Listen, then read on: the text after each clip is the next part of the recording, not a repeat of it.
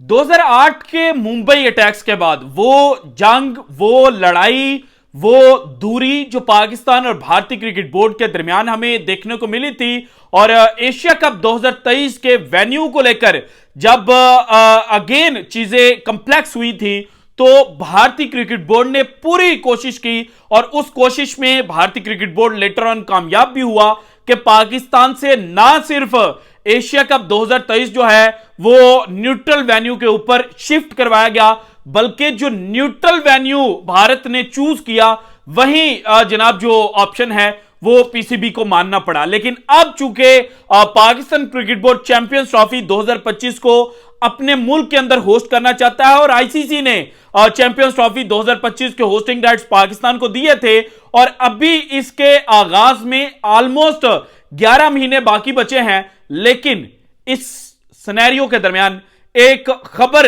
भारतीय एक जर्नलिस्ट ने दी है, वैभव भोला साहब, एक बड़ा नाम है भारत की स्पोर्ट्स जर्नलिस्ट कम्युनिटी में से। उन्होंने ट्वीट की, और उस ट्वीट के अंदर उन्होंने ये इंडिकेट किया कि भारत ने पाकिस्तान से चैंपियंस ट्रॉफी 2025 छीन ली है। लेकिन जब मैंने चीजों को डिग आउट किया तो कहानी कुछ और निकली, और उस कहानी को अगर वन लाइन के अंदर मैं आपके सामने रखूं तो वो ये है कि एशिया कप 2023 की तरह भारत ने पाकिस्तान से चैंपियंस ट्रॉफी 2025 नहीं छीनी, बल्कि पाकिस्तान ने चैंपियंस ट्रॉफी 2025 भारत से छीन ली है। वो किस तरह से, सारी डिटेल्स आज की वीडियो में मैंने आपके साथ शेयर करनी है। इसके अलावा पाकिस्तान क्रिकेट बोर्ड भारतीय टीम को लेकर क्या प्लानिंग कर रहा है चैंपियंस ट्रॉफी 2025 में। चूंकि भारत ने 3 लीग स्टेज के मैचेस खेलने हैं, तो फिर पाकिस्तान क्रिकेट बोर्ड वो 3 मैचेस किस स्टेडियम के ऊपर करवाने पर गौर कर रहा है। ये भी डिटेल्स जो हैं वो डिग आउट करने के बाद मेरे सामने आई, जो आज की वीडियो में मैं आपके सामने प्रेजेंट करूंगा। इसके अलावा एक जानिब पाकिस्तान के बड़े बड़े स्टार जो हैं वो रिटायरमेंट लेने पर वापस हुए, और उनको टी20 वर्ल्ड कप 2024 में पाकिस्तानी जर्सी जेबतन किए हुए हम देखेंगे।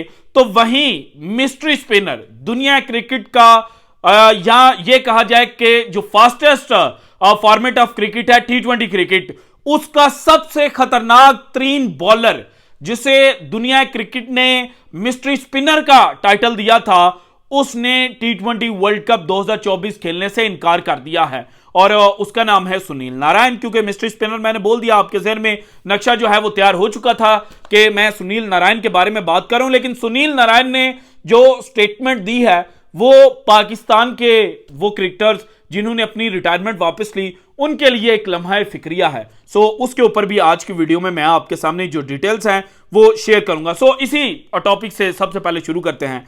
सुनील नारायण दुनिया क्रिकेट का मिस्ट्री स्पिनर, लेकिन अभी जो आईपीएल सीजन 17 खेला जा रहा है, इसमें केकेआर की नुमाइंदगी करते हुए वो आईपीएल सीजन 17 का जो मोस्ट वैल्यूएबल प्लेयर है वो 7 मैचेस खेलकर बन चुका है, और इनके जो इंपैक्ट पॉइंट्स हैं वो 628.8 हैं। जबकि दूसरे नंबर के ऊपर जो मोस्ट वैल्यूएबल प्लेयर है वो भारत के जसप्रीत बुमराह है, जिनके 520 इंपैक्ट पॉइंट्स हैं। सो ऑलमोस्ट 100 पॉइंट्स की जो लीड है वो सुनील नारायण को हासिल है, और सुनील नारायण ने जो विकेटें हासिल की हैं और जो रन स्कोर किए हैं, उसको देखते हुए वेस्ट इंडियन क्रिकेट के जो बड़े हैं, जिनमें वेस्ट इंडियन क्रिकेट टीम के कोच डैरेन समी, जो पेशावर ज़ल्मी के भी कोच हैं, उनकी जानिब से कहीं ना कहीं इंडिकेशन मिली कि सुनील नारायण के साथ वो राब्ते में है, और सुनील नारायण को वो कन्विंस करेंगे कि वो टी20 वर्ल्ड कप 2024 वेस्ट इंडीज के लिए खेलें।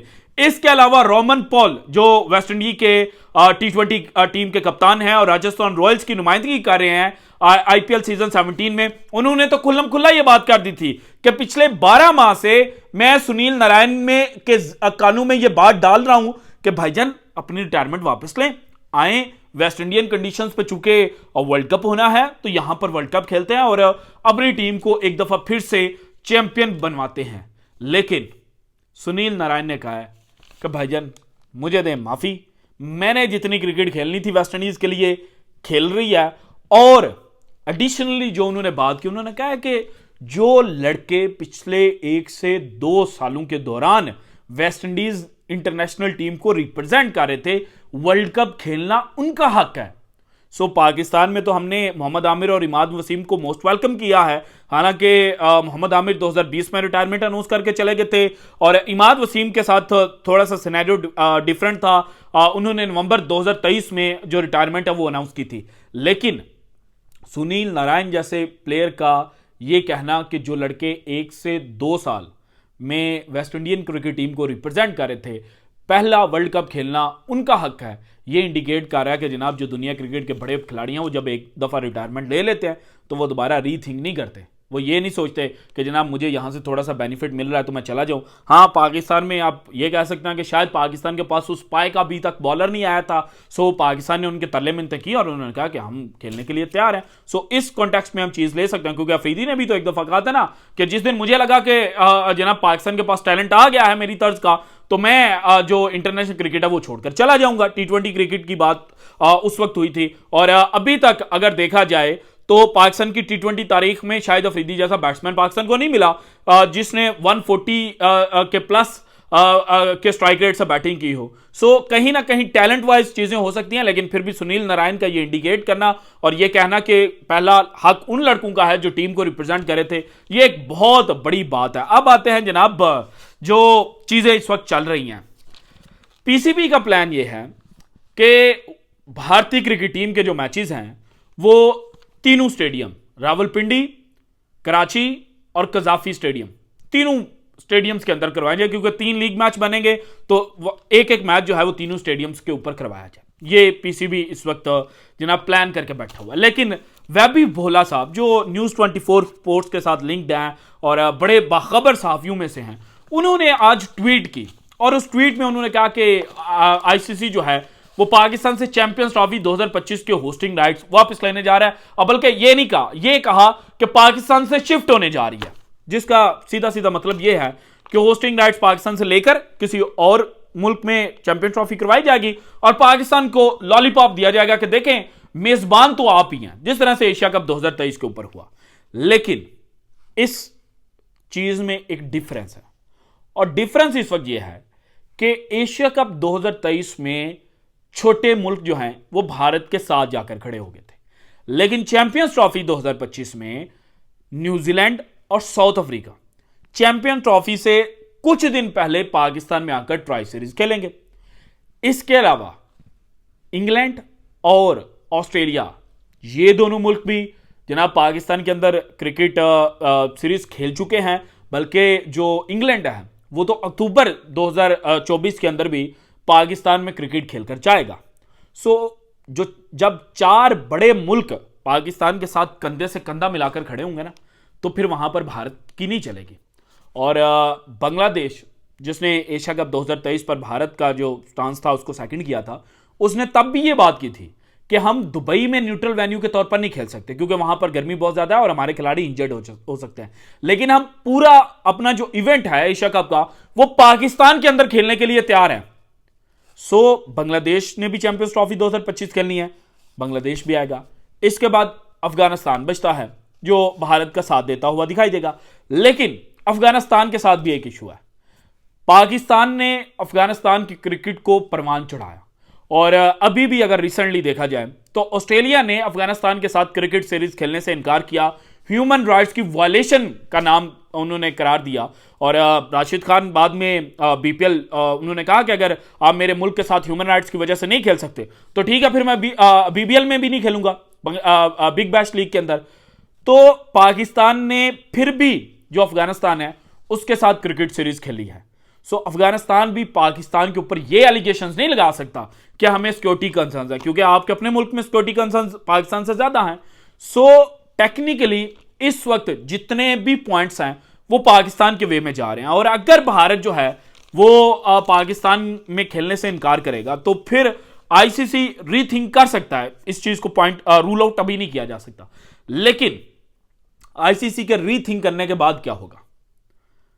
कुछ भारतीय मीडिया का यह ख्याल है कि चूंकि 2026 का जो T20 वर्ल्ड कप है वो भी 2 वेन्यूज पर होना है, 2027 का ओडीआई वर्ल्ड कप जो है वो तकरीबन 4 वेन्यूज के ऊपर करवाया जाना, 4 वेन्यू से मुराद 4 ममालिक, नीबिया, जिम्बाब्वे, साउथ अफ्रीका और कीनिया में भी शायद कोई मैच जो है वो हेल्ड किया जाना है। उसके बाद 2028 का जो T20 वर्ल्ड कप है वो करवाया जाना है 2028 का या 2030 का 2030 का T20 वर्ल्ड कप करवाया जाना है इंग्लैंड एंड वेल्स के अंदर, जिसमें आयरलैंड को भी मैचेस दिए जाएंगे, स्कॉटलैंड को भी मैचेस दिए जाएंगे।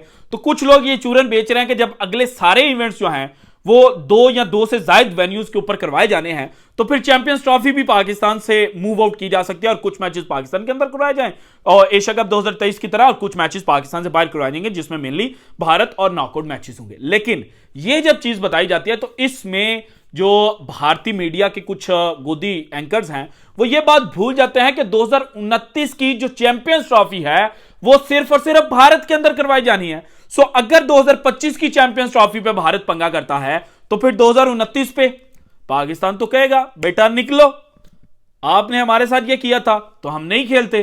फिर आईसीसी ना पाकिस्तान को बैन कर सकता है ना कुछ और कर सकता है अगर 2025 में भारत को बैन नहीं किया जाता। तो सिनेरियो बिल्कुल डिफरेंट है। ये बातें इस वक्त जनाब इमेजिनेशन में और पाकिस्तान के खिलाफ पॉलिटिक्स खेलने में तो बड़ी अच्छी लगती हैं, लेकिन जो रियलिटी है वो इस वक्त बिल्कुल डिफरेंट है। और रियलिटी ये है कि पाकिस्तान ने T20 चैंपियंस ट्रॉफी 2025 जो है वो भारत से छीन लिया। So this is it from today's episode. अगर आपको वीडियो पसंद है तो लाइक कीजिएगा, ज़्यादा से ज़्यादा शेयर कीजिएगा, अपनी कीमती राय का इज़हार लाजमी कीजिएगा, और अगर आपने अभी तक चैनल को सब्सक्राइब नहीं किया तो कर दें। शुक्रिया, अल्लाह हाफिज़।